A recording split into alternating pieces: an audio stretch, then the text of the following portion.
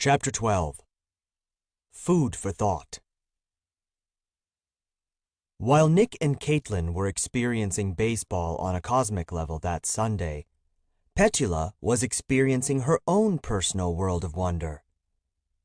Although she tried to keep a low profile as she took a number of photographs downtown that morning, the box camera was cumbersome, and an oddball object held by an oddball girl had an exponential quality about it that was bound to square, or possibly cube, any amount of public attention. Well, let them gawk. I don't care. She wished she could aim the camera at the people who looked at her strangely and snap away their souls, as some cultures believed cameras had the capacity to do, but alas, that was not one of the box camera's qualities. Acacia Park, located in a part of Colorado Springs that brochures called quaint, offered many opportunities for experimental photography.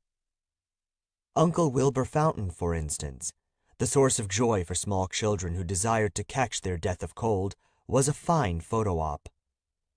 Even this early in April, it was surrounded by kids, perhaps reliving past summers when the many spouts and blowholes of the irritatingly whimsical fountain had drenched them and allowed them to claim they didn't need to take a shower when they returned home. Petula was curious to see if, at night, the fountain was frequented by drunks, derelicts, druggies, and dealers, the 4 Ds of every downtown American park. Would the pictures she took in the child-infested light of day, when developed, show Uncle Wilbur's nighttime seedier side?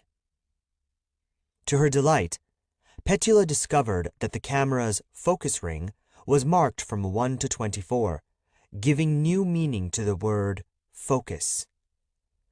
All the pictures she had taken thus far were set at 12, which clearly meant they snapped pictures 12 hours in the future.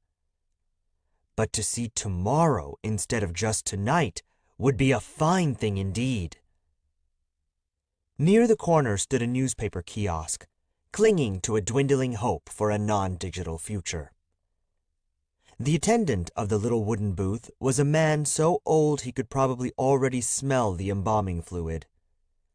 Petula observed that he already spent so much of his time in a small wooden space, the transition to a coffin would be none too difficult. She laughed out loud. These were the kinds of light-hearted observations that made her so enjoy being out in public. "A candy for you this fine day, young lady?" the old man said, seeing her jovial demeanor. No, Petula told him. just a picture. "Well, I guess it'll be cheese then." He chuckled at his own joke and gave her a smile. She snapped a picture that only caught half of his face, because he wasn't the actual subject of the photo. The newspaper next to him was. She had already set the focus ring to 24.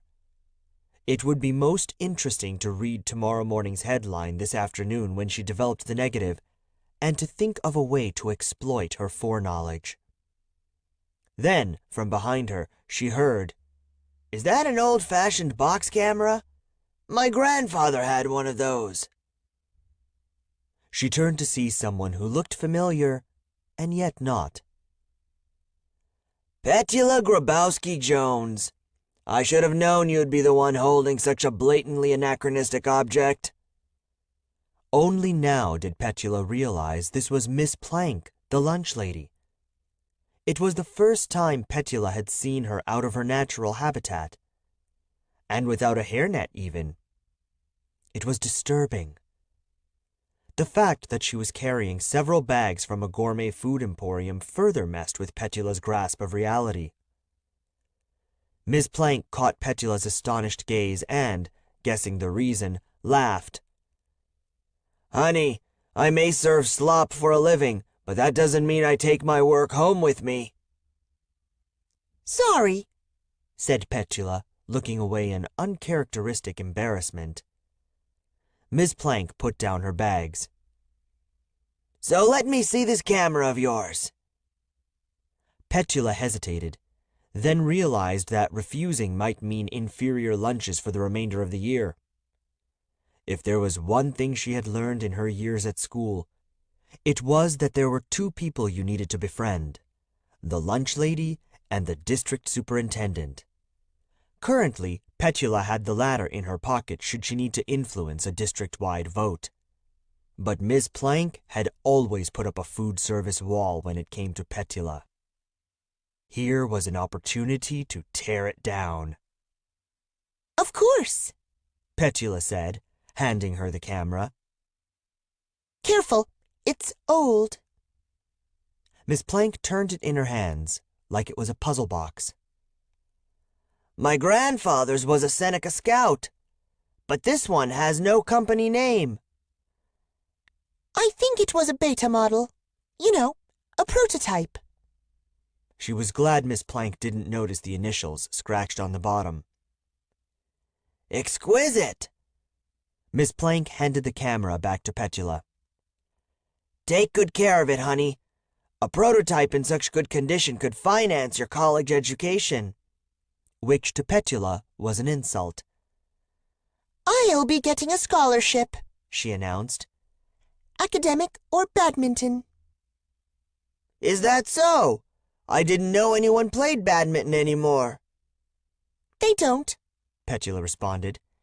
Hence the ease in getting a scholarship. Miss Plank nodded in seeming approval, then bent down to pick up her bags. Apparently, her fennel-infused truffle oil had sprung a leak, and when she lifted her bag, it split open, dumping everything from foie gras to porcini mushrooms all over the pavement. Miss Plank shouted a word she often heard in reference to the lunches she served, then knelt down to pick it up. Petula, not wanting to appear unhelpful, joined in the recovery effort, using her foot to stop a bottle of Kalamata olives from rolling into the street. The old man in the news booth handed them several small plastic bags, but without the gourmet shop's oversized shopping bag, it was clearly too much for Miss Plank to handle herself. Are you going to help me home with all this? Miss Plank asked Petula. Or are you going to make me struggle on my lonesome? I just live across the park. Petula said with a grin she hoped was disarming. Larger lunch portions, and I get to choose my own pizza slice? Miss Plank returned the smile. I think that goes without saying. And my choice of dessert? Now you're pushing it. Petula accepted the terms. They shook hands, and the deal was struck. With the box camera in one hand and a few bags in the other, Petula crossed through Acacia Park, making a point, as she always did, to sneer at Uncle Wilbur ensconced in his fountain. So how long have you been interested in photography? Miss Plank asked. As long as I can remember, Petula said. Slices of life are easier to digest than the unedited version. Miss Plank laughed. I couldn't have said it better myself. She lived in a trendy townhouse that was far from what Petula expected a woman of her nature to inhabit. But as Petula set the groceries down on the kitchen counter, she was coming to realize that the nature of a lunch lady is a very unpredictable thing. A point brought home even more when Miss Plank said, Come downstairs. I'll show you my dark room. When a semi-stranger invites you inside to see her dark room, any sensible human being would break the land speed record running in the other direction. However, with her perpetually present pocket pepper spray and a brown belt in theoretical jujitsu, Petula felt well able to protect herself should Miss Plank turn out to be serving up local children in the beef ragout, like that lunch lady down in Phoenix. As they descended the stairs, Petula noted numerous framed black and white photos of an artistic nature. So you're a photographer too? I dabbled, said Miss Plank. But in the end, it didn't pay the bills. Then she swung open the door of a basement, to reveal that it had been converted into the dark room of Petula's dreams. All nature of high-end equipment, from an Omega diffusion enlarger to an RK print washer, filled the room. But it was all covered in dusty plastic. Miss Plank sighed. I always said I'd get back to it, but when Charlie died, I just didn't have the heart for it anymore. Was he your husband? My chihuahua. Petula gasped. I have a chihuahua. Miss Plank folded her arms and leaned against the doorframe. Interesting. Do you believe that things happen for a reason, Petula? No.